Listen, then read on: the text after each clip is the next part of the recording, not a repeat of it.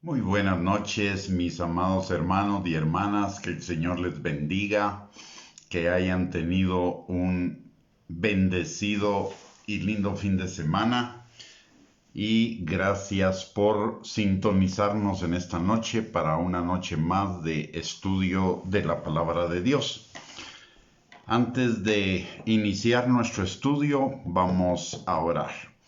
Amante Dios y Padre, te damos gracias, Señor, en el nombre de Jesús, porque como siempre, Señor, tú has sido bueno, eres bueno y serás bueno siempre, Señor, y no, eres nuestro Dios, pero también eres nuestro Padre.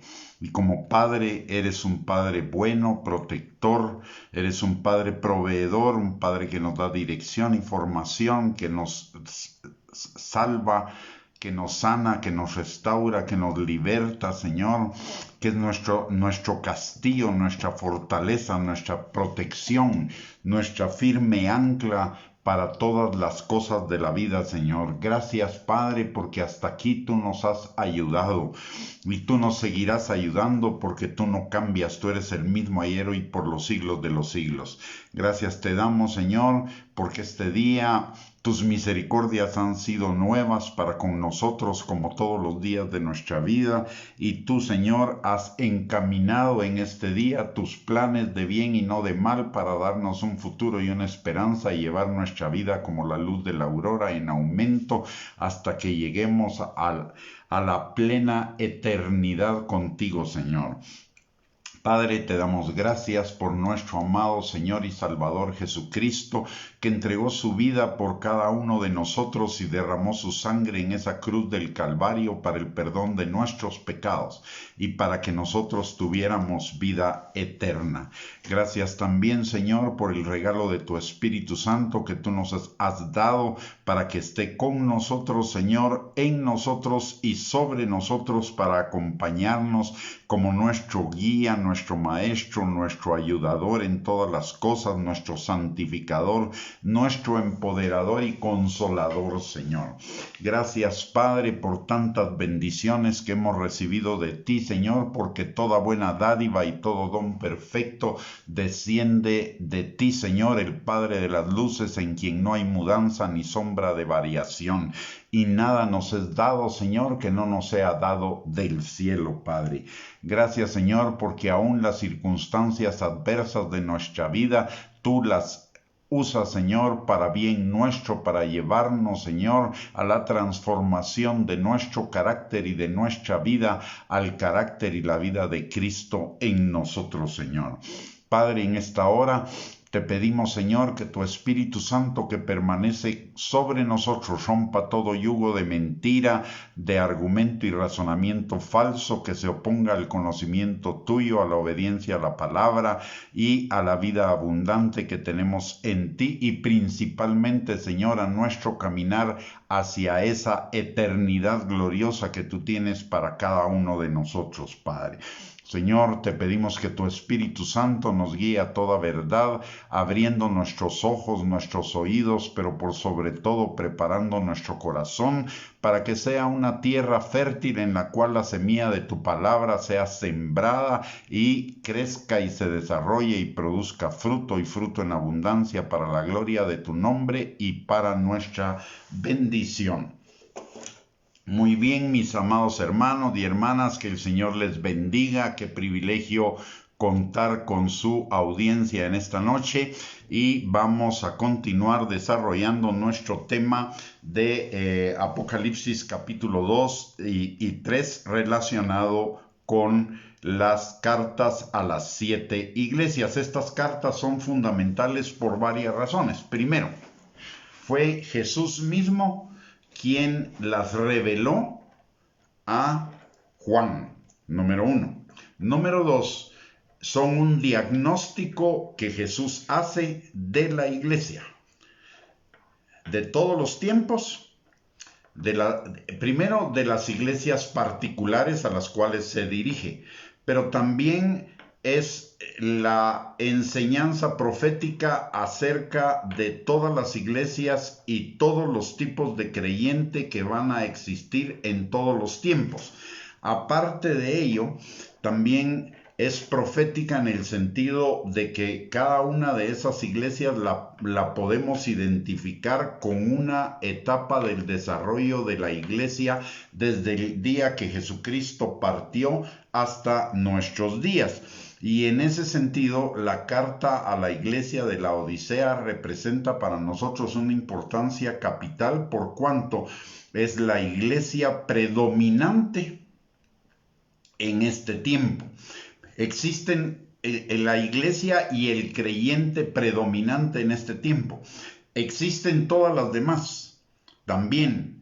Todos los demás tipos de los que hemos estado hablando, como la iglesia de Éfeso, Pérgamo, Tiatira, Sardis, y también la iglesia de Filadelfia, la iglesia de Esmirna, pero la iglesia de la Odisea representa un punto importante para nosotros porque es la iglesia y el tipo de creyente predominante en este tiempo.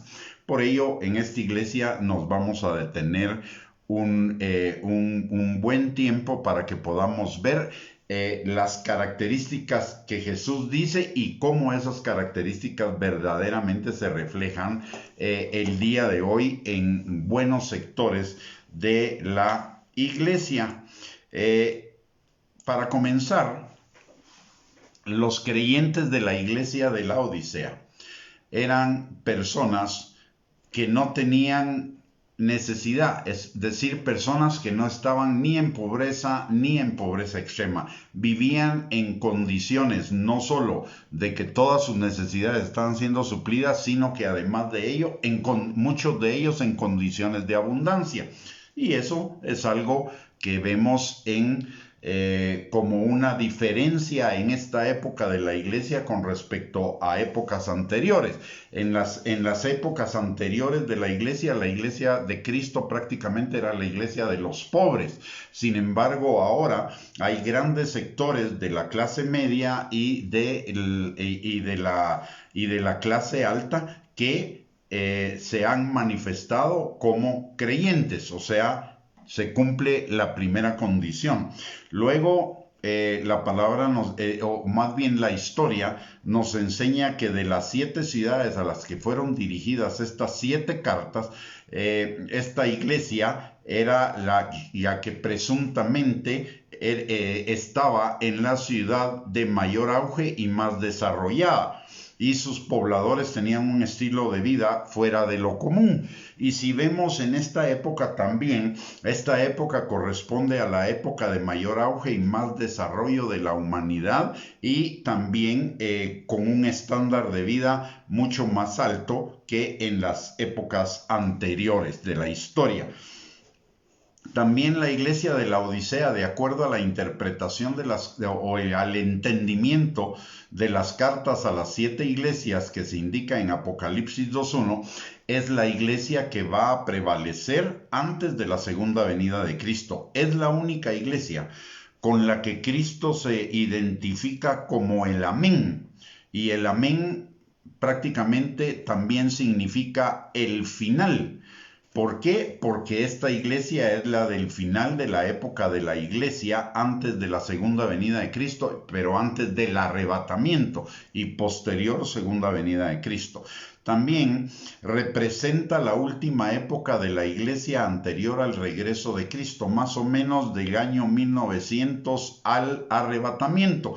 Y es un tiempo que, de acuerdo a lo que nos enseña la palabra de Dios, será de apostasía, de negación de la verdadera fe y de la obediencia a la palabra de Dios. Y como lo vamos a analizar un poco más adelante, vamos a ver que estas dos cosas, la negación de la verdadera fe y de la obediencia a la palabra de Dios, es algo que se está manifestando muy fuertemente en esta época en aquellos que se dicen cristianos. Luego, aquí algo interesante es que el Señor, es los nombres con los que se identifica el Señor, y son nombres que le van a dar fuerza al mensaje que Él le está mandando a esta iglesia. Hay una característica en esta carta. En esta carta el Señor no hace ningún reconocimiento de algo bueno que tenga esta iglesia. Ningún reconocimiento. Esta es la única iglesia a la cual el Señor, el 100% de esa carta está dirigida a señalarle lo malo. Aquí no señala absolutamente ningún aspecto positivo y lo vamos a ver por qué un poquito más adelante, pero veamos antes los nombres que Jesús usa para identificarse a esta iglesia. Primero, usa el nombre de el amén. Y el uso que Jesús hace del amén acá, que significa así es, implica su autoridad. Recalca la veracidad y actualidad de sus palabras. O sea, así como yo digo, así es. Amén. Significa que no existe abismo alguno entre él y su palabra. De hecho, la palabra de Dios en Juan capítulo 1, versículos del 1 al 8, nos enseña que Jesús es la palabra encarnada. ¿Y eso qué significa? Que Jesús es igual a la palabra y la palabra es igual a Jesús. Por lo tanto, no puedo decir que amo a Jesús si no amo su palabra. Y si amo su palabra, amo a Jesús. Pero no un amor emocional, sentimental, un amor como el amor que planifica el mundo, sino un amor que se traduce en obediencia y que se traduce en hacer la palabra viva en cada uno de nosotros. Luego, este amén también es una fuerte advertencia para aquellos que pretenden reducir lo dicho por él. Porque haciendo esto afectamos su persona. Si la palabra es equivalente a Jesús y yo pongo en duda, critico, minimizo, elimino ciertas partes de la palabra, lo que estoy haciendo entonces es afectar la persona de Cristo. Y esto es una fuerte advertencia. Cuando él dice amén es porque no puede haber ninguna modificación en su palabra. Y de acuerdo a lo que vamos a ver en la iglesia de la Odisea, de las características de la iglesia de la Odisea, resulta que la iglesia de la Odisea había cambiado totalmente el mensaje del evangelio. Para terminar con este nombre que Jesús usa para identificarse en esta carta, debemos recalcar que cada duda, cuestionamiento o demérito de la palabra de Dios significa cuestionar la persona del Señor Jesucristo. Recordemos que Números 23:19 dice que Dios no es hombre para mentir ni hijo de hombre para arrepentirse. Él lo dijo, Él lo hará. Es total y completamente veraz. Pero si nosotros ponemos en duda la palabra de Dios, estamos poniendo en duda la veracidad de Dios. Si demeritamos la palabra de Dios, estamos demeritando la persona de Dios. Si menospreciamos la palabra, estamos menospreciando a Dios. Si le quitamos a la palabra, le estamos quitando atributos y características a Dios. Por lo tanto, aquí este nombre amén nos enfatiza en primer lugar la importancia y la seriedad de mantener la integridad de la palabra de Dios, tal como está escrita. Luego, el segundo nombre, que va a reforzar también lo que dice el primer nombre, que es el amén, es el testigo fiel y verdadero. Esta expresión significa varias cosas. Primero, que él cumplió en sí mismo su juramento en la cruz del Calvario. O sea, toda la palabra de Dios anuncia lo que el Mesías haría y Jesús mismo, con el derramamiento de su sangre y con su muerte en la cruz del Calvario, él cumplió lo que dice su palabra en él mismo.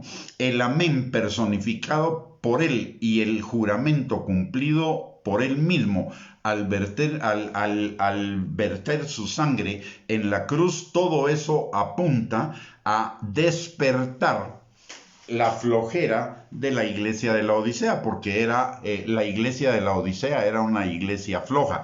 El Señor acá está recordando, en primer lugar, le está recordando a la iglesia de la Odisea el sacrificio que Él hizo por esa iglesia, por las personas de esa iglesia.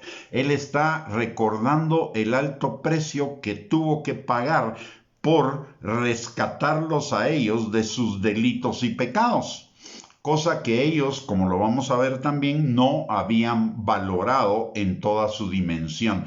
Ellos no valoraban todo lo que hemos dado en llamar la pasión de Cristo, y más allá de ello el haberse despojado de toda su gloria como el Hijo de Dios y haberse hecho hombre y como hombre siervo, y haber tenido que vivir 33 años y medio como un hombre siendo el Hijo de Dios, revestido de toda gloria. Él se la quitó y tuvo que vivir como hombre, y aparte de como hombre fue menospreciado, insultado, despreciado, lacerado, crucificado, acusado injustamente, insultado, etcétera, etcétera, etcétera, por amor a cada uno de nosotros, y principalmente derramó su sangre hasta la última gota y murió siendo justo, perfecto, para cada uno de nosotros. Esta iglesia no valoraba ese sacrificio.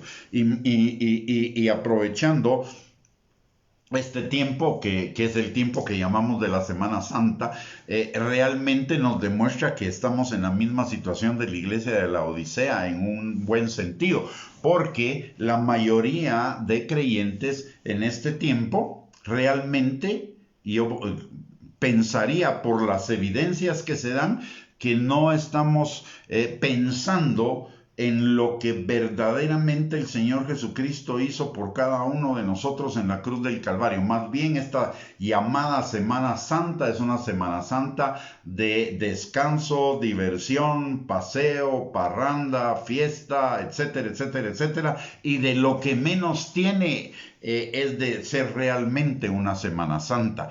Y esto es el mismo llamado. Él es el testigo fiel y verdadero, y nosotros deberíamos recordar, no solo en esta época, pero en esta época principalmente, deberíamos recordar lo que Cristo hizo en la cruz del Calvario, valorando exactamente todo lo que Él pasó. Cada una de las cosas que Él pasó, y que las pasó por cada uno de nosotros, en lugar de ser un lugar un tiempo de regocijo, que lo es al final de la semana por la resurrección. Realmente este tiempo, estos primeros días, debería ser un tiempo de reflexión en todo el dolor y el precio tan alto que Cristo tuvo que pagar para cada uno de nosotros, de tal manera que venga hacia nosotros un verdadero amor y una verdadera pasión por el Señor Jesucristo, porque lo que Él hizo en la cruz del Calvario y lo que Él hace todos los días por cada uno de nosotros, nadie más lo ha hecho ni lo hará. Es extraordinario.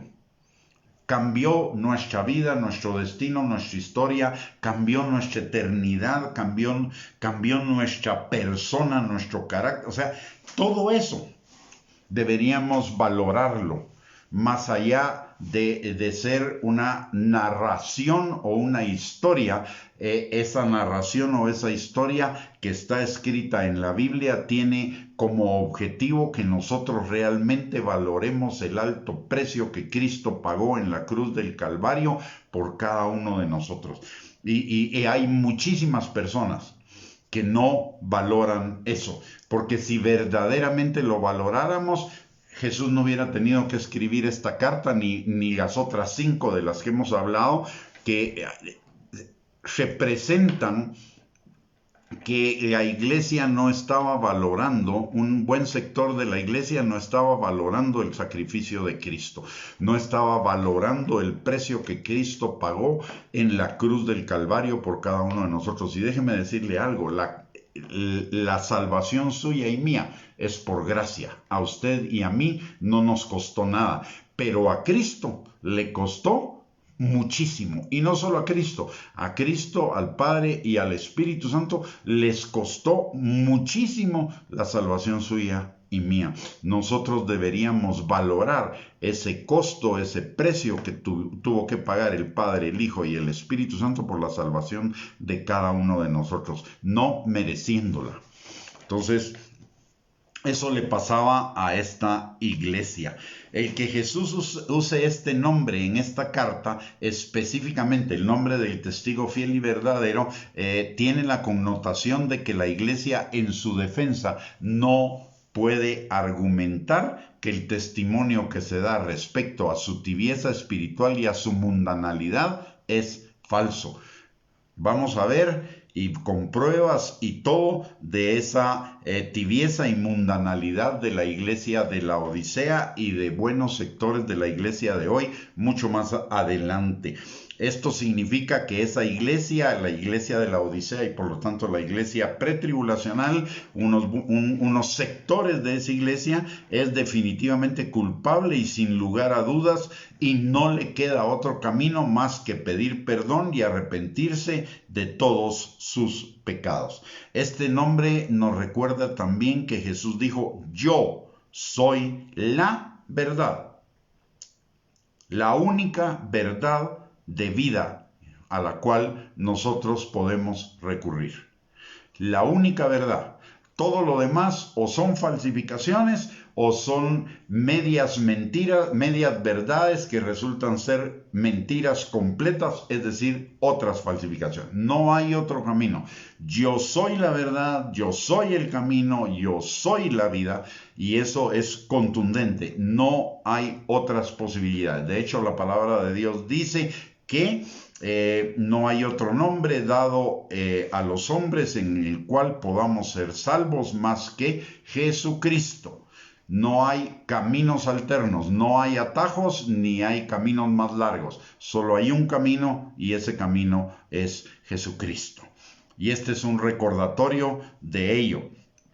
Además, Él es testigo de esa verdad, o sea, de la verdad de la palabra. Él es el testigo, de hecho Él es el generador, Él es la palabra, o sea, que la conoce y la declara para que sea conocida por todos los seres humanos.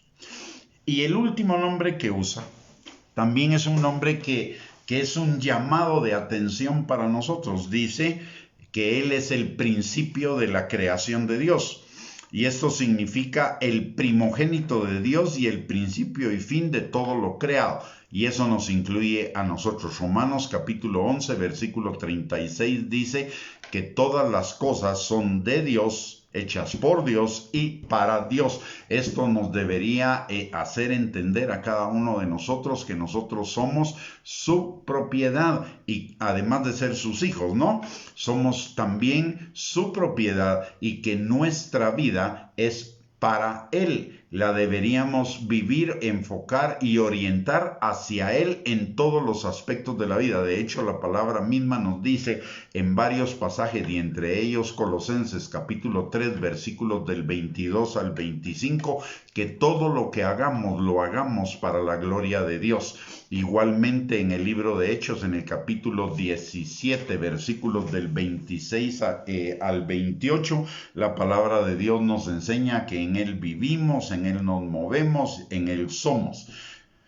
Y que si vivimos para Dios vivimos y que si morimos para Dios morimos. Esto nos debe llevar a de veras un compromiso de vivir para Dios. Somos su hechura. Y de acuerdo a ese compromiso que nosotros hagamos de vivir para Él, por Él y de Él, va a depender nuestra eternidad. Esto también tiene que ver el que Él sea el principio de la creación de Dios, también la palabra de Dios dice el primogénito de los muertos. Esto nos recuerda su resurrección. Él es el primogénito de la nueva creación, de la vida nueva que el verdadero creyente tiene por la obra regenerativa del Espíritu Santo en cuanto a nacer de nuevo en el Espíritu. Y esto reviste sus palabras hacia la iglesia de la Odisea de una gran autoridad, así como de una exhortación para que esa iglesia regrese al principio de la nueva vida, a Jesús mismo, a su palabra, a la dirección de su Espíritu Santo, algo que la iglesia del día de hoy también necesita en una buena cantidad de sectores, en una buena medida. Volver a la palabra, volver a la dirección del Espíritu Santo. Y solo le voy a poner un ejemplo. Grandes sectores de la iglesia de hoy solo están atentos a las promesas de Dios, pero no a sus mandamientos. Es decir, necesitan volver a la palabra, porque la palabra es mandamientos y promesas. Número 1. Número 2. El Espíritu Santo nos fue dado para ser nuestro santificador, para ser nuestro enseñador, nuestro guía, para ser nuestro empoderador, para vivir una vida de santidad. Y el Espíritu Santo para muchos sectores de la cristiandad hoy es poder, dones, autoridad, pero santificación y dirección, nada de nada, o muy poca.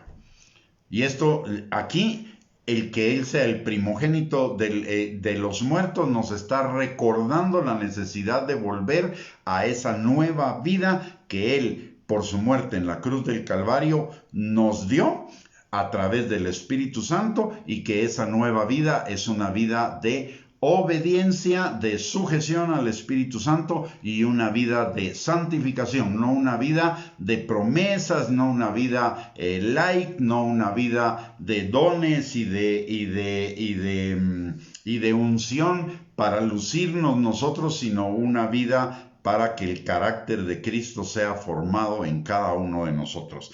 Y también el que Él se identifique como el principio de la creación de Dios, no quiere decir que Él haya sido creado, sino que es el principio increado, es decir, el principio existente desde siempre, a partir del cual toda la creación fue hecha tal como nos lo enseña Génesis capítulo 1. Él es a partir de quien se creó todo lo demás, y por lo tanto es el Señor de todo. Lo admitamos o no lo admitamos, lo reconozcamos o no lo reconozcamos, Jesús es el Señor de todo. Y de hecho eso es lo que dice el libro de Hechos en el capítulo 2. Cuando Pedro en el mensaje de Pentecostés dice claramente que, y también me parece que lo dice en Hechos 5 cuando está ante el Sanedrín, que al Jesús que los judíos crucificaron, Dios lo ha hecho Señor de todas las cosas. ¿Por qué? Porque Él es el principio de la creación de Dios. Esta descripción que Jesús hace de sí mismo como el principio no es tomada en el sentido de ser Él el comienzo, sino el principio generador de ese comienzo de todas las demás cosas. Es mucho más profundo, significa origen, fuente, esencia, razón de ser, fundamento de todas las cosas, y principalmente o mayormente de la iglesia y de cada uno de los que nos decimos creyentes, de tal manera que deberíamos vivir, ser y hacer para Él, en oposición de ser, hacer y vivir para nosotros mismos. Por eso la palabra en Juan 3:30 dice: es necesario que nosotros menguemos y que Él crezca. ¿Por qué? Porque la verdadera vida del creyente no se trata de mí. La verdadera vida del creyente se trata de Él. Y si buscamos el reino de Dios y su justicia, que es buscarlo a Él, todas las cosas nos vendrán por añadidura. Si vivimos para Él, todas las cosas nos vendrán por añadidura. Y esto es lo que le está recordando el Señor a la iglesia con esos 3 nombres, y vamos a ver por qué. Si vemos un poquito más adelante de los 3 nombres, el Señor le dice a la iglesia: por cuanto no eres ni fría ni caliente, sino tibia. ¿Y qué significa la tibieza? La tibieza significa algo que no ha llegado a estar totalmente caliente, a estar totalmente encendido. Significa, en términos de amor, el ser tibio significa ser desapasionado, indiferente, en camino de enfriarse, apartándose del amor genuino a Dios. tal como nos lo enseña la palabra en Juan capítulo 14, versículos 15, 21 y 23, que amar a Dios es guardar sus mandamientos, por lo tanto es la obediencia a Él. Si esta iglesia se estaba volviendo tibia o estaba tibia, es una iglesia que nunca llegó, porque el Señor no le dice antes eras caliente. Esa iglesia nunca llegó a ser caliente, nunca llegó a ser apasionada, nunca llegó a ser una iglesia realmente enamorada. Apenas llegó a la tibieza, y esa tibieza significa que apenas era simpatizante, pero no era realmente una iglesia viva, una iglesia obediente. No era una iglesia transformada, no tenía el carácter de Cristo, no tenía el fruto del Espíritu. Como lo vamos a ver en otros de los pasajes que Jesús le dice a esta iglesia. Y tal vez lo voy a adelantar para que entendamos. Esta iglesia es un tipo de iglesia que se dice cristiana, pero que no es cristiana. Así, de simple, y lo vamos a ver y lo vamos a comprobar en lo que Jesús le dice a esta iglesia. Esta iglesia es una iglesia que se decía cristiana, pero que no era cristiana en lo más mínimo. Como muchas cosas que hoy se dicen cristianas, y de cristianas ni con lupa lo encuentra uno, más que ese nombrecito que se ponen ahí, ¿verdad? Pero esta iglesia era una iglesia desapasionada, una iglesia que no amaba al Señor, una iglesia no obediente. Tenía un pie adentro del evangelio, digámoslo así, conocía algo de la palabra y le gustaba algo de la palabra, pero por lo que vamos a ver después le gustaba mucho más el mundo, o sea, era más del mundo que de Cristo, por eso le dice tibia. Y tibia en proceso de enfriarse. ¿Por qué? Porque no fue que en algún momento hubiera sido una iglesia hirviente, una iglesia apasionada y disminuyó. No, esta iglesia ni siquiera llegó a estar medio apasionada por Dios, apenas llegó a ser una iglesia simpatizante. Y la palabra de Dios nos enseña en muchos pasajes que la iglesia del día de hoy corre ese peligro. Por ejemplo, en 2 de Timoteo capítulo 3 versículos del 1 al 5, la palabra de Dios nos dice que en la medida en la que nos acercamos a los últimos tiempos serán tiempos peligrosos, porque habrá personas amadoras de sí mismas más que de Dios, y de los deleites más que de Dios, que tendrán apariencia de piedad, pero negarán la eficacia de ellos. Y esto se corresponde exactamente a lo que dice el Señor le dice a la iglesia de la Odisea en el libro de Apocalipsis. Y notemos algo. Acá, en el libro de Apocalipsis, es el Señor hablando. En el libro en 2 de Timoteo 3, 1 al 5, es Dios hablando, pero a través de Pablo, y en Apocalipsis es a través de Juan. O sea, con dos personas diferentes el Señor dice las mismas cosas en dos épocas o en dos momentos diferentes, y eso nos da de la veracidad de la veracidad del mensaje. Además de que Jesús mismo ya lo había indicado en Mateo capítulo 24, versículo 12, que por la maldad, la iniquidad, el pecado que existente en el mundo, el amor de muchos se enfriaría, es decir, llegaría a ser tibieza. Lo delicado de esta situación es que el Señor le dice a esta iglesia que por cuanto no es ni fría, y esto está hablando de creyentes, recordemos que aquí habla de iglesia en general, pero habla también de creyentes, o sea, le está hablando a creyentes que son simplemente simpatizantes, pero que realmente no están viviendo la vida cristiana como debe ser, una vida de obediencia a la palabra de Dios, una vida de amor, de pasión encendida para con Dios, por cuanto que Dios es Dios en primer lugar, y en segundo lugar, por cuanto todo lo que Él ha hecho por cada uno de nosotros, principalmente esa salvación hermosa, maravillosa y grandiosa que Cristo pagó con su propia vida y su propia sangre en la cruz del Calvario. Nadie ha dado su vida por usted y por mí, nadie nos ha amado de la manera que el Señor Jesús nos ama para dar su vida por nosotros, y lo menos que nosotros podríamos hacer es amarlo con la mayor intensidad que nosotros podemos amar a Él, que dio su vida por mí y que cambió mi historia por la eternidad, porque iba camino al infierno y ahora voy camino a la vida eterna con Él. Ningún amor, el amor a Cristo, el verdadero amor a Cristo debería por lo menos equipararse al amor más grande que nosotros le podamos tener a una persona aquí en el mundo.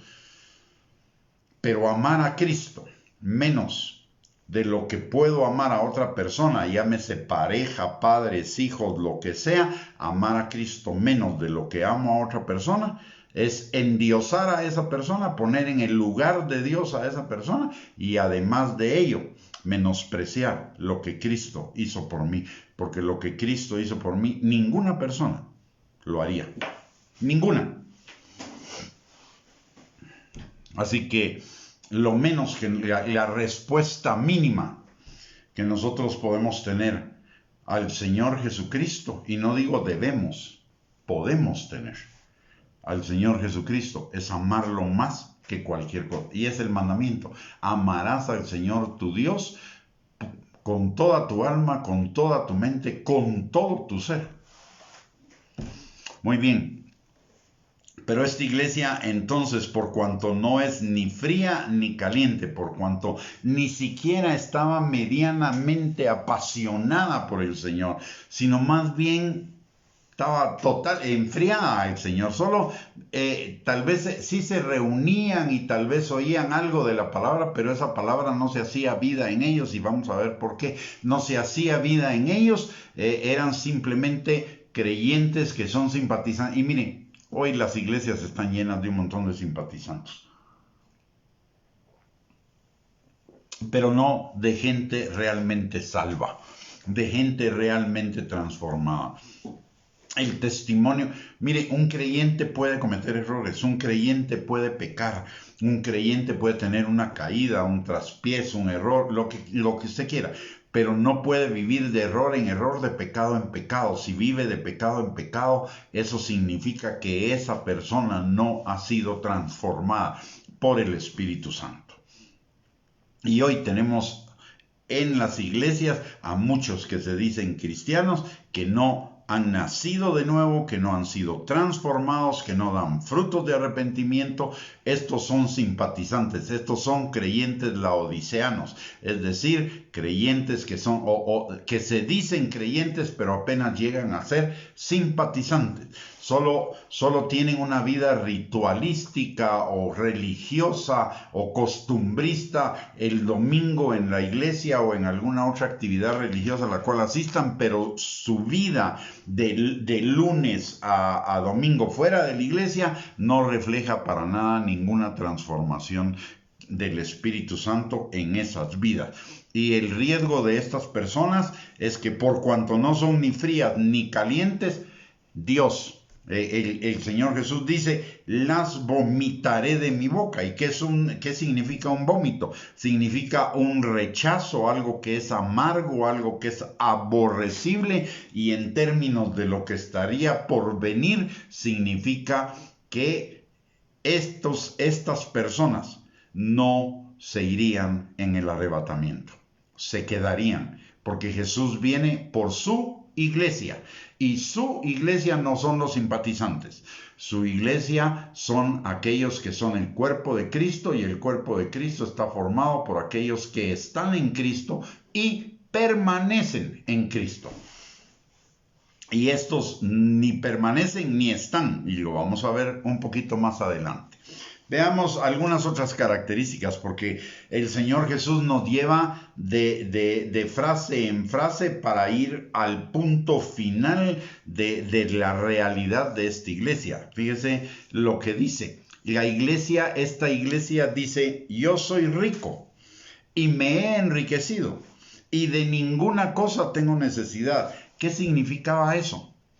Primero, que estaba enfocada en lo material, en las riquezas, éxito, disfrute de la vida terrenal. Recordemos que de la abundancia del corazón habla la boca, y esta iglesia decía que yo soy rico, me he enriquecido y de ninguna cosa tengo necesidad. ¿Qué es lo primero que dice? Yo soy rico y me he enriquecido. Por lo tanto, su mirada no estaba puesta en Cristo, su mirada no estaba puesta en las cosas celestiales, en las cosas eternas. Su mirada estaba puesta en las cosas terrenales, materiales, en el dinero. Estaba enfocada en la riqueza, en el éxito y en el disfrute de la vida terrenal. Además dice, me he enriquecido, ni reconoce que todo lo que le he dado al hombre le he dado del cielo. O sea, es autosuficiente. Y dice, además de eso, de ninguna cosa tengo necesidad, de ninguna. ¿Qué está diciendo? Ni siquiera de Dios tengo necesidad. Son creyentes independientes, dependientes de sus propios recursos, no de los de Dios. Y encima de todo, es un creyente autoexaltado, un creyente con soberbia, vanidad, jactancia, arrogancia, orgullo, que menosprecia además a los demás. No solo se sobreestima a sí mismo, sino que menosprecia a los demás. Y hoy vemos muchas personas que se dicen cristianas menospreciando a otros y autoexaltándose. De hecho, hay una especie de marketing cristiano donde la persona es exaltada. Hoy, miren, triste decirlo, ¿no? Pero lo tengo que decir. Hoy ya no son predicadores de la palabra. Son conferencistas, son coaches, son cualquier cosa menos predicadores de la palabra.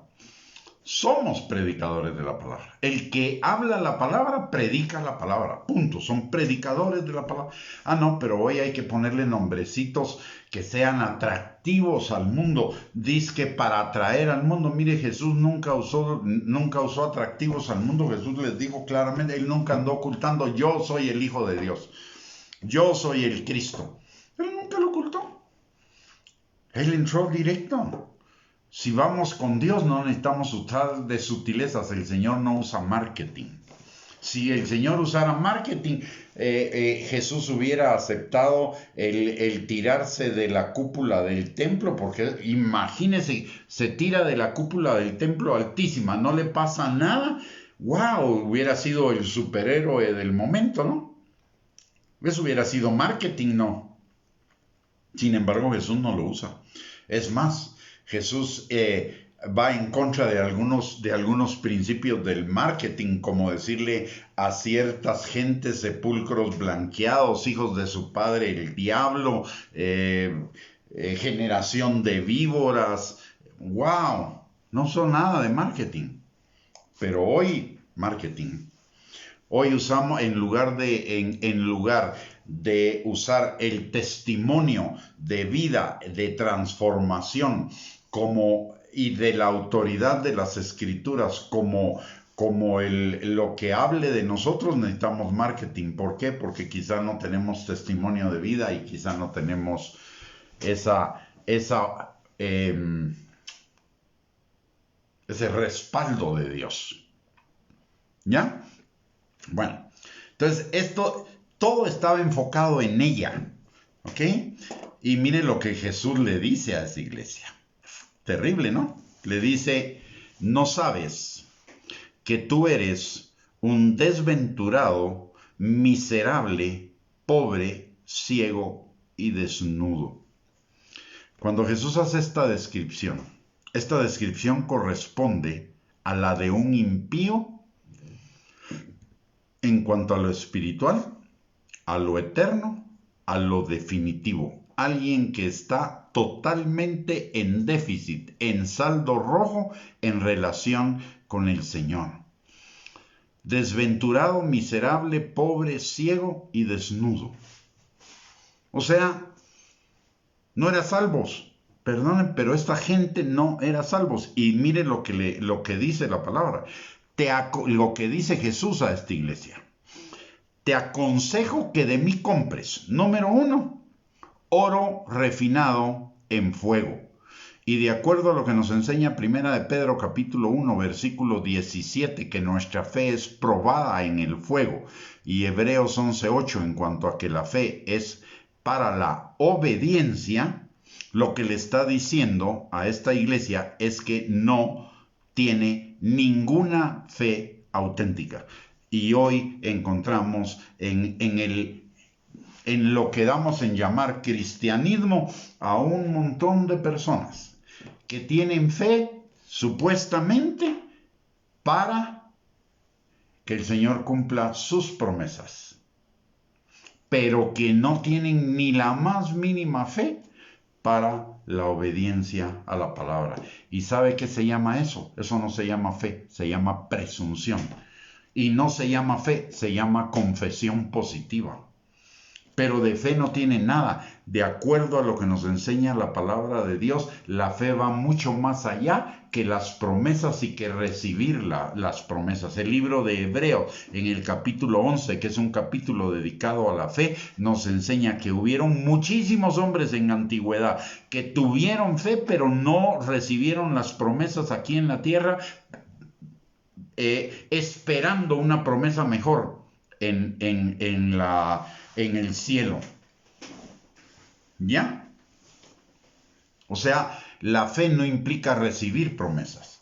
La fe implica obedecer la palabra de Dios. Y hoy hay muchísima gente que solo va detrás de las promesas de Dios, pero no va detrás de la obediencia, y no se dan cuenta, están tan cegados que el cumplimiento de las promesas no es por sí mismo. El cumplimiento de las promesas que Dios hace en su palabra está condicionado por la obediencia a su palabra, como lo dice Deuteronomio 28 del 1 al 14. Si nosotros obedecemos la palabra de Dios, vendrán sobre nosotros todas esas bendiciones y nos alcanzarán. Y recordemos lo que dice Gálatas capítulo 6, versículos 7 al 8, que es contundente. Dice, Dios no puede ser burlado, porque todo lo que el hombre sembrare, eso también cosechará. Y la palabra nos enseña que el que siembra desobediencia, siembra para la carne, y de la carne no cosechará obediencia, sino corrupción.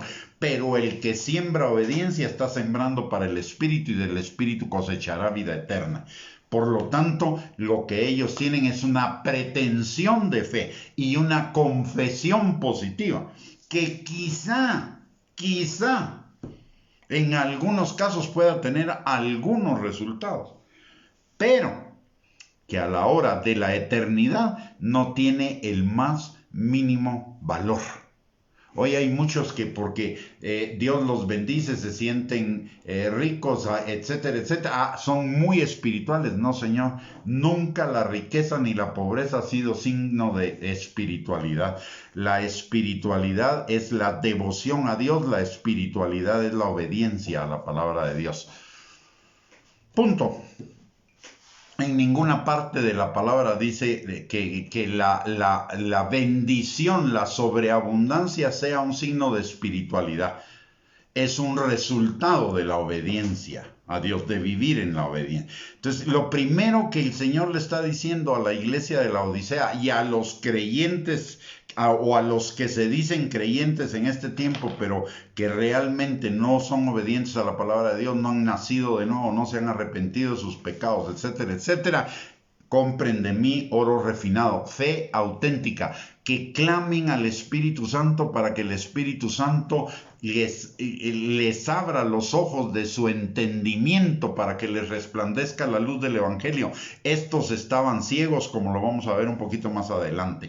La segunda cosa que le dice Jesús a esta iglesia y a estos creyentes laodiceanos, que son una buena parte de los creyentes de hoy, que dicen ser creyentes, pero no viven en la obediencia a la palabra de Dios, les dice que compren vestiduras blancas para vestirse para vestir la vergüenza de su desnudez. ¿Y qué significa esto? Que sus vestiduras no eran blancas, eran negras. ¿Por qué? Porque no habían sido lavados por la sangre de Cristo, no habían sido limpiados por la sangre de Cristo, no había habido una verdadera conversión al Señor, por lo tanto eran impíos.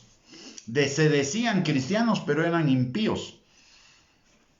Tercera cosa que le dice: unge tus ojos con colirio. Eso significa que no veía, estaba ciega.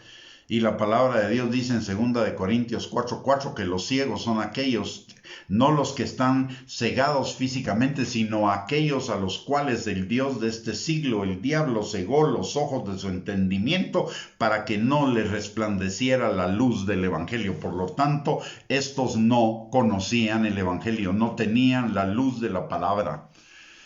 Eran pseudo creyentes. Y hoy la iglesia es de pseudo creyentes porque le hemos vendido un evangelio en rebaja, un evangelio en realización, un evangelio light. Pase adelante y diga la oración y ya es salvo. Mentiras, la palabra de Dios no dice que la confesión salva. Lo que dice que salva es el creer en su corazón que Jesús es el Señor. Y Señor significa señorío, y señorío significa obediencia. Cualquiera pasa ahora ahí al frente a hacer una oración que no siente en su corazón, ya es salvo, y ya nació de nuevo, y ya tiene nueva vida, y ya es hijo de Dios, y ya tiene derecho a las promesas. Sigue siendo un impío y un pecador si no ha creído realmente en su corazón, y no hay una transformación. Son sepulcros blanqueados actuales, como nos escribió nuestra hermana Lara en el comentario. Así es, por fuera parecen limpiecitos, pero por dentro están llenos de inmundicia y están engañados. El diablo los tiene engañados de la misma manera que engañó a los fariseos del tiempo de Jesús. Y mire esto, dice Jesús, y esto es lo terrible y lo que amarra todo lo demás, por lo cual esta iglesia realmente, estos que se decían iglesia ni eran iglesia, y que se decían creyentes ni eran creyentes, y que se decían cristianos ni eran cristianos. Dice: yo estoy a la puerta y llamo. Si alguno oye mi voz y abre la puerta, entraré a él y cenaré con él y él conmigo. ¿Qué quiere decir esto? Primero que nada, que ellos hacían sus reuniones y Jesús no estaba en sus reuniones. Por lo tanto, no eran cristianos, porque la palabra de Dios dice que cuando dos o más se reúnen en su nombre, Él está en medio de ellos, y Él no estaba en medio de ellos, estaba afuera esperando que le dieran entrada. Por el otro lado dice: si alguno oye mi voz y abre la puerta. Eso quiere decir, ni habían oído su voz, ni habían abierto la puerta. Y por lo tanto, Él no había entrado en ellos.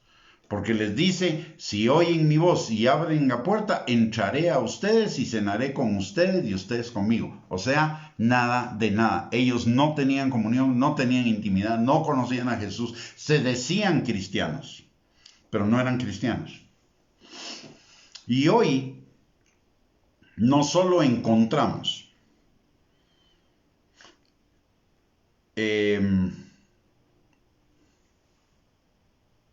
digamos, denominaciones o sectas que se dicen cristianas, pero no lo son, como también encontramos a un montón de cristianos que se dicen cristianos más bien, y que no lo son, aún dentro de iglesias que sí son cristianas, pero que ellos como creyentes no lo son. O sea, tenemos las dos cosas y las tenemos en abundancia.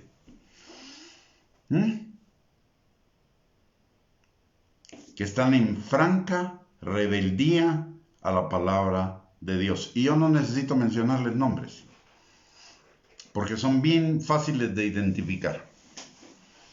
Dicen que creen la Biblia, pero a la par de creer la Biblia tienen otro su librito por ahí que es realmente lo que determina su fe o su disque fe y que no va de acuerdo a lo que dice la palabra de Dios. Son engaños para tener a gente en tibieza, viviendo en la esclavitud del mundo, creyendo que son cristianos. Miren, entendámoslo de una vez por todas y nos conviene entenderlo y perdone que sea tan directo. Pero ¿somos radicales o no somos cristianos?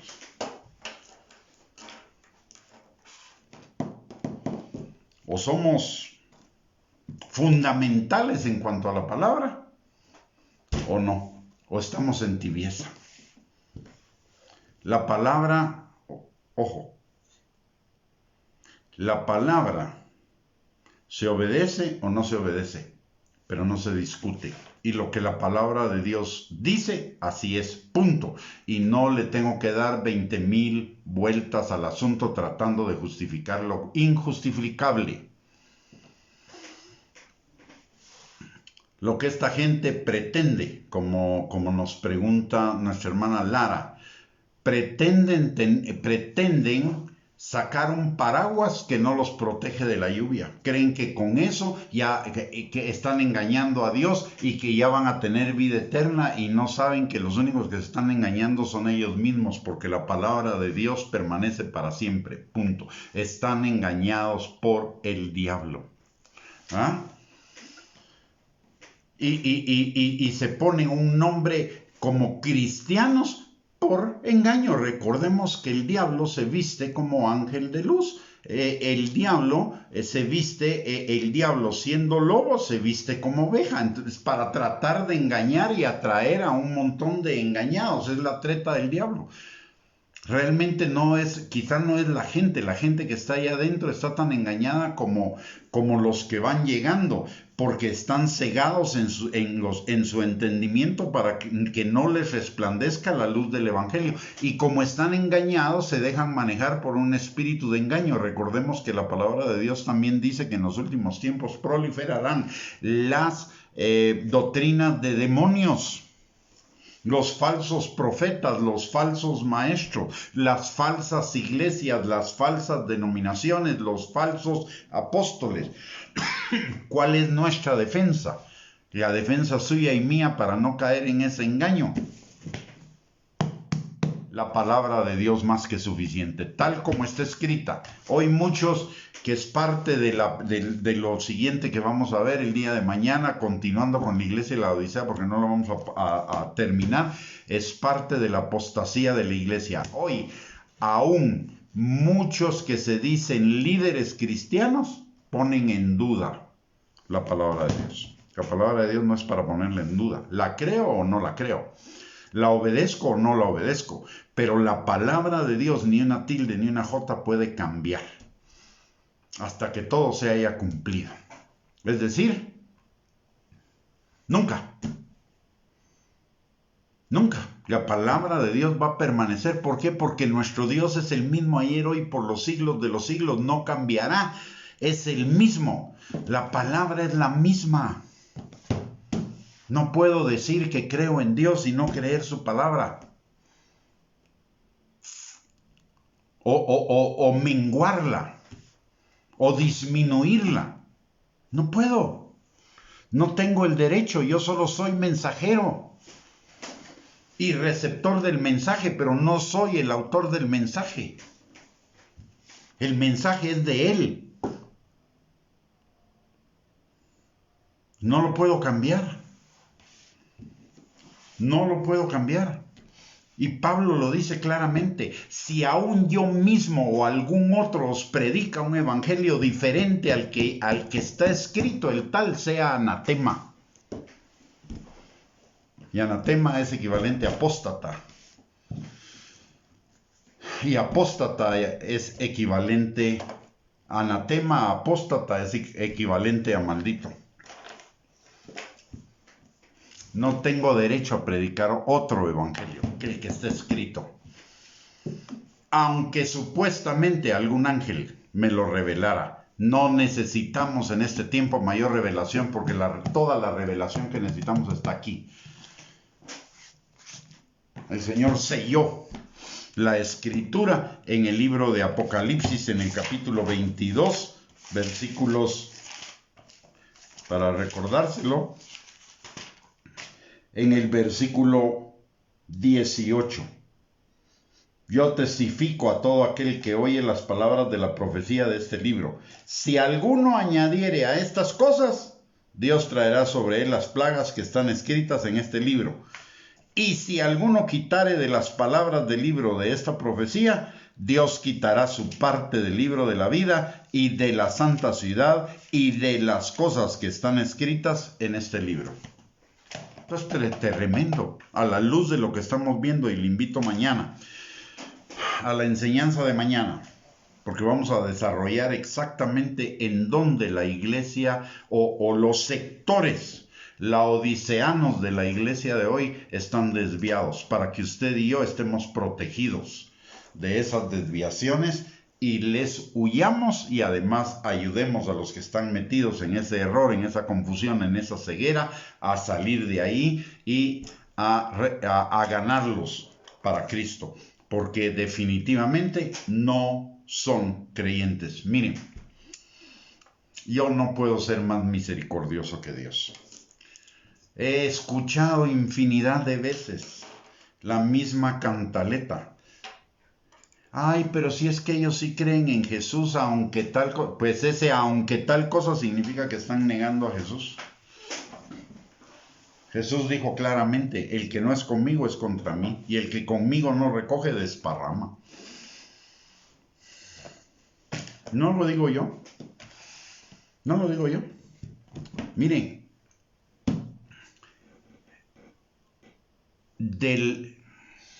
la iglesia se tragó un engaño, solo para comenzar con esto. Perdona que lo vaya a decir, pero igual lo tengo que decir. La iglesia se tragó un gran engaño. El engaño de que Dios ama a los pecadores. No es cierto. No es cierto. La Biblia dice que Dios está irado contra el pecador todos los días. La Biblia dice que el pecador se va a ir al infierno si no se arrepiente. La Biblia dice que la casa del pecador va a ser destruida si no se arrepiente.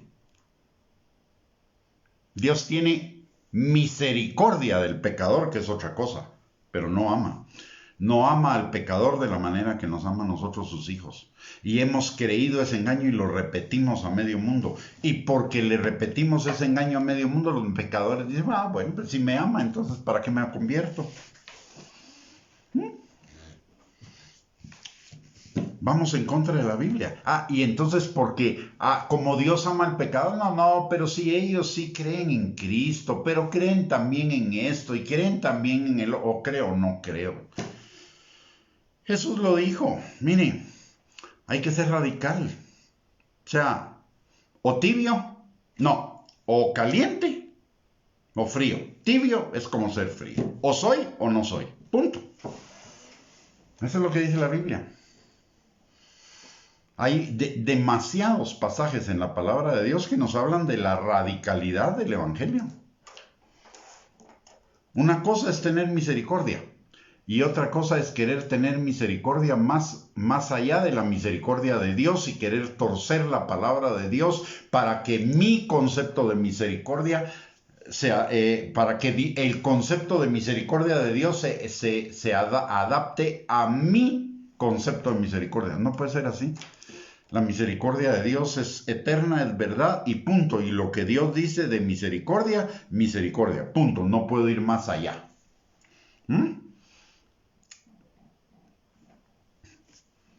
¿Se acabó?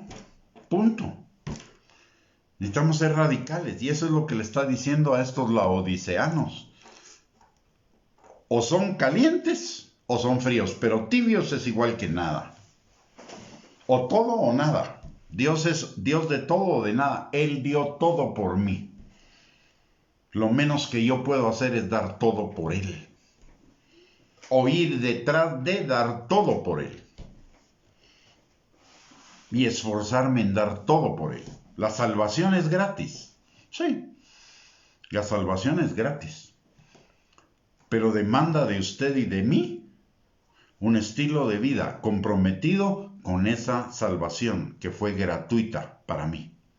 Dios no es Dios de medias tintas. Dios no es Dios de dobles ánimos. De hecho, la palabra de Dios dice que el de doble ánimo es inconstante en todos sus caminos y no espere que recibirá cosa alguna del Señor, incluida la salvación. Porque dice que no recibirá cosa alguna. No puedo servir a Dios y a los demonios. No puedo servir a Dios y al mundo. No puedo servir a Dios y a mi carne. No puedo servir a Dios y a mi ego. Decidido, necesario que Él crezca y yo mengüe. El que no se niegue a sí mismo no puede ser mi discípulo. Punto. Muy bien, mis amados hermanos. Hemos llegado al final de esta enseñanza el día de hoy. El día de mañana los esperamos para continuar y poder entrar en un poquito de más de detalles acerca de esas enseñanzas falsas en la iglesia de hoy que están desviando a las personas de la verdadera devoción a Cristo. Solo que mañana la transmisión la vamos a hacer en vivo a las 5 de la tarde porque tengo un compromiso ministerial más tardecito. Entonces la vamos a tener a las 5 de la tarde, aunque usted la puede escuchar más adelante a cualquier otra hora porque queda grabada aquí en la página. Pero los que quieran y puedan conectarse a las 5 de la tarde, los esperamos mañana. Les recuerdo, tenemos enseñanzas todos los días de domingo a viernes a las 8 de la noche por lo general, aunque algunos días cambian. Por ejemplo, mañana es a las 5, el próximo martes va a ser a las 8:30 de la noche. Así que los esperamos. Si esta enseñanza ha sido de bendición para su vida, por favor compártala con sus contactos sociales, en sus redes sociales que la necesiten. Ayudemos a que abran los ojos en este tiempo. Y aparte de ello, les recuerdo que tenemos un par de recursos que están a su alcance de manera gratuita, que son nuestro canal de YouTube, @GustavoBianchi, aparte también nuestra página de internet, que es www.reyesysacerdotes.net. Ahí hay cualquier cantidad de recursos para vivir en un cristianismo auténtico, en un cristianismo no laodiceano, en un cristianismo vibrante que vaya preparándonos para ser la novia de Cristo, que Él está preparando para venir por ella en el arrebatamiento o presentarnos delante de Él. Aparte de ello, creo que ya no tenemos nada más que anunciar, así que vamos a despedir la transmisión orando. Le voy a pedir que me acompañe, vamos a orar por cada uno de nosotros y por los nuestros. Padre bendito, te damos gracias, Señor, en el nombre de Jesús por esta noche. Gracias, Señor, por tu palabra, porque tu palabra, aunque sea una palabra fuerte, Señor, es como martillo que está dando forma, Señor, a ese oro, a esa fe, Señor, que cada uno de nosotros necesitamos tener, Padre. Gracias, Señor, porque tu palabra no solo nos instruye y nos enseña, sino también nos confronta y nos corrige, Señor, porque tú, Padre, quieres corregirnos para que podamos vivir en la plenitud de la vida que tú tienes para cada uno de nosotros, tus hijos, Señor. Gracias, Padre, en el nombre de Jesús, por esta noche, por la palabra, por esa carta, Señor, a la iglesia de la Odisea que abre tanto nuestros ojos respecto a la condición, Señor, de el mundo el día de hoy y principalmente, Señor, de el sector religioso el día de hoy, Padre. Señor, en el nombre poderoso de Cristo Jesús, te pedimos que esta palabra, Señor, sea sembrada en nuestros corazones, Señor, y nos transforme y nos lleve, Señor, a una mayor devoción y pasión por ti, Señor, sabiendo que tú aborreces la tibieza como también la frialdad, Padre. Señor, en esta hora venimos haciendo uso de ese privilegio que tú nos has dado como tus hijos de poder entrar, Señor, libre y confiadamente al trono de tu gracia para encontrar misericordia y gracia para el oportuno socorro, Padre. Señor, en esta hora venimos delante de ti, levantando a cada uno de nosotros y a los nuestros, Señor, pidiéndote que tu Espíritu Santo, Señor, permanezca sobre cada uno de nosotros, sanando al que está enfermo, restaurando al que está quebrantado, liberando, Señor, al que está cautivo todavía en falsas creencias, Señor, en mentiras, argumentos y razonamientos falsos que se levantan en contra del conocimiento tuyo y de la obediencia a la palabra. Señor, también te pedimos que tú suplas toda necesidad conforme a tus riquezas en gloria en Cristo Jesús. Y de acuerdo, Señor, a la promesa que tú nos has hecho de que si nosotros creemos, nosotros y nuestra casa seremos salvos. En esta hora, Señor, estamos levantando delante de ti a todos los nuestros, Señor, que por alguna razón sean creyentes laodiceanos y que no se hayan y que estén engañados y no se hayan vuelto verdaderamente a ti, que tu Espíritu Santo, Señor, los atraiga en este tiempo con lazos de amor a ti, Señor, y sean hechos miembros de tu familia, sean hechos tus hijos, Señor. Padre, también te pedimos por aquellos que anden en el camino del Hijo pródigo, que tu Espíritu Santo los convenza de pecado, los vuelva en sí, Señor, y retornen a tu casa, Padre. Señor, los que están enfriándose en su amor, Padre, que tu Espíritu Santo avive ese fuego en sus corazones, y los que se estén debilitando en su fe, que tu Espíritu Santo los fortalezca, Señor, y los reanime, Padre, en la verdadera fe del Hijo de Dios, Señor. Padre, también te pedimos en el nombre poderoso de Cristo Jesús que a cada uno de nosotros, ministros de tu palabra, Señor, en Guatemala y en cualquier parte del mundo, nos abras nuestros ojos, Señor, para huir de toda enseñanza, Señor, que haya sido generada en el infierno para confundir a las personas, para desviarlas, Señor, del verdadero evangelio, para desviarlas, Señor, de tu voluntad, que es nuestra santificación, Padre. Guárdanos, Señor, de toda enseñanza de error, de toda enseñanza falsa que pueda, Señor, dirigir los pasos de alguien, Señor, a la apostasía o a creer en un diferente evangelio, que es el evangelio del Señor Jesucristo, Padre.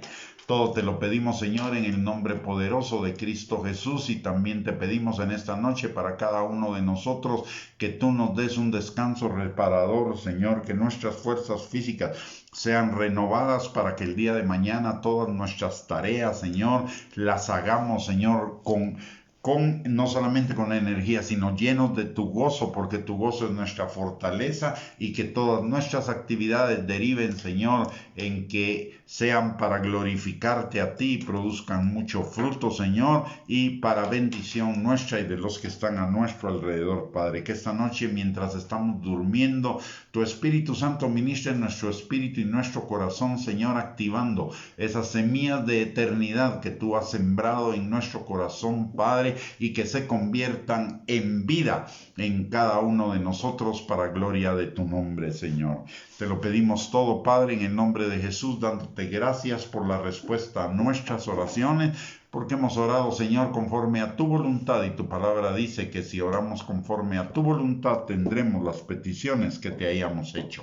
Señor, no solamente te damos las gracias por esa respuesta, sino también te damos la gloria, la honra y la alabanza por ellas. Gracias, Señor, en el nombre poderoso de Cristo Jesús. Amén y amén.